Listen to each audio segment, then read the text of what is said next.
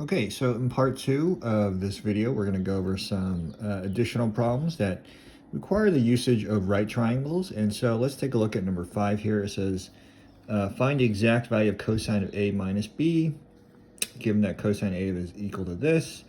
A is in quadrant number 2, sine of B is 4/5, and B is in quadrant 1. Okay, so if this is find the exact value of this, well, I would just write out the cosine difference formula. And so if you remember the formula, right, cosine of A minus B, basically you take the cosine of this and then the cosine of B, cosine of the first angle times the cosine of the second angle, right? And if this is minus right here, I would just add, which is how I memorize it, sine of the first angle times the sine of the second angle, right? And so over here, I expanded it using my formula. And if you take a look, right, you already have the value of cosine of A, which is negative 15 over 17. So let's plug it in, negative 15 over 17. You also already given sine of B, which is 4/5, right? And all you need, right, to finish this problem is what cosine of B is and what sine of A is, okay? And then you plug it in and then you evaluate. All right, so the way you figure out what cosine of B and what sine A is, you have to sketch the triangle. So they notice angle A is in quadrant number 2. So if I were to draw a picture of angle A in quadrant 2, it would look something like this. Here's angle A, here's quadrant 2. And they say that the cosine of angle A is negative 15 over 17. Okay, so cosine, right, is x over r. This would be negative 15, and this will be 17. Okay, so if I want the, if I want the other leg of this right triangle, right, I could use Pythagorean theorem. So let's solve for y here. Y squared plus negative 15 squared, you don't have to use the negative if you don't want to, is equal to 17 squared. If you use the Pythagorean theorem, we're going to get y squared. This guy, subtract this guy, is going to give you 64, I believe. Y is going to equal 8. Okay, so you have that value of 8. And now, if you take a look, right, once I have all the values of my triangle for angle A, if I'm asked to find the sine of angle A, right, the sine of angle A, I can do that now. The sine of angle A is y over r, which is 8 over 17.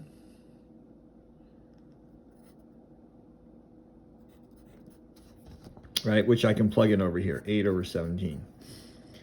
Okay, and then do the exact same thing for sine of B. Sine of B is 4/5. B is in quadrant 1. So quadrant 1, right, the right triangle will look something like this. And we're given that the sine of angle B is 4/5. So y over r, the ratio of y over r is sine, or opposite over hypotenuse. And then you can use Pythagorean theorem to solve for x, right? This is just a 3, 4, 5 triangle. 5 squared is equal to 4 squared plus x squared. 25 minus 16 is 9. You're going to just get x is equal to 3. Okay, so this guy right here is 3. And you can figure out what cosine of angle B is now. Okay, so the cosine of angle B is x over r, 3/5. And then plug in. Okay, so you can evaluate this. I believe this is negative 45 over 85 plus 32 over 85, which should give you negative 13 over 85 as your final answer. Okay, so there's really nothing to this type of problem. You just have to be able to sketch the triangles based on the quadrants that they give you in the problem. Okay, so we're going to move on to another problem that requires the usage of right triangles. So this problem is not that much different from the previous problem, except they don't give you the quadrants. And if they don't give you the quadrants, you can safely assume that's in quadrant 1, unless they give you some kind of negative value here, which they don't. Okay, So what I can do right here, right, is call this whole quantity A and call this whole quantity B. And so I could treat this problem as a sine sum formula, right? This whole section is about sine, cosine, tangent, sum and difference formulas. And so just quickly write out your sine sum formula, right? Sine of the first angle times the cosine of the second angle plus cosine of the first angle times the sine of the second angle. Okay, well, this time they don't give you any specific values, unlike the previous problem, right? But we know that A is equal to arctan of 1, and we also know that B is equal to arctan, or sorry, arccosine of x. And so, if you remember your arctan and tangent, sorry, arccosine, basically your inverse trig, right?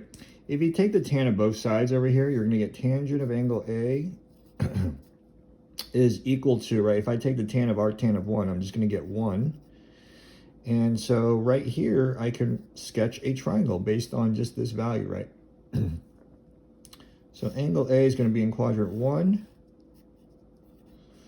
There's my angle A. And remember, this is the ratio of y over x, right? So if this guy is 1 right here, your x is also going to be 1, okay? So this is 1 and this is 1. And now you can figure out this third side using Pythagorean theorem, okay? So r squared is equal to 1 squared plus 1 squared. R is the square root of 2. And now I can find anything that in this problem that requires me to use angle A, okay? So if I say, hey, what's the sine of angle A? You could say the sine of angle A is 1 over root 2. You could simplify at the end, okay? Sine of angle A is 1 over root 2. If I ask you, hey, what's the cosine of angle A? You would say, hey, the cosine of angle A is also 1 over root 2, okay? Or again, you can simplify at the end. I'll show you at the end, okay? So you do the exact same thing for this guy right here. B is equal to r cosine of x. That means the cosine of angle B, if I take the cosine of this side, I get cosine of B, take the cosine of this side, I just get x. And so if you sketch your triangle, right, here's my angle B. Cosine is adjacent over hypotenuse, or you could think of it as x over r. So my r in this case would be 1. My x is just x. And I just need to find out what this is, okay? So maybe call that, maybe call it y or call it question mark. I'll just call it y. Okay, so using Pythagorean theorem, right, I need to figure out what this is. 1 squared is equal to x squared plus y squared. If you get y squared by itself, it's 1 minus x squared. Y is the square root of 1 minus x squared. Now we want to use the positive value, right, because we're in quadrant 1. So this guy right here is going to be the square root of 1 minus x squared. Okay, so now that you have all three values on the right triangle, right, you're asked to solve for cosine of B. The cosine of B, right, is x over 1. And then the sine of B is square root of 1 minus x squared over 1. Okay, so you take all these values that you have over here, and then you plug it in. So I'll do it up here. Okay, so the sine of A, which we said was 1 over root 2, times the cosine of B, which is x, plus the cosine of A, which is also 1 over root 2, times the sine of B, which is the square root of 1 minus x squared. Okay, so you're going to get x plus the square root of 1 minus x squared all over root 2. I believe your textbook didn't simplify this answer, okay, but for good practice, let's simplify by multiplying top and bottom by root 2. You're going to get, if you distribute here, you're going to get x root 2. This root 2 multiplies inside the radical. So you could say 2 times parentheses 1 minus x squared And then root 2 times root 2, of course, is just 2. So this would be your final answer if everything is completely simplified. Okay, so I was going to do an extra problem right here, right? But I realized these problems are just all pretty much similar, okay? So if you're asked to find the tan of sine inverse of 4/5 minus cosine inverse is 5/13, it's just like this previous problem. So I'm only going to work up to a certain point, right? Maybe call this A, call this B, and then you just want to use your tan of A minus B. You want to use the difference formula, okay? So this will just be a hint over here. And I would sketch the triangle, right?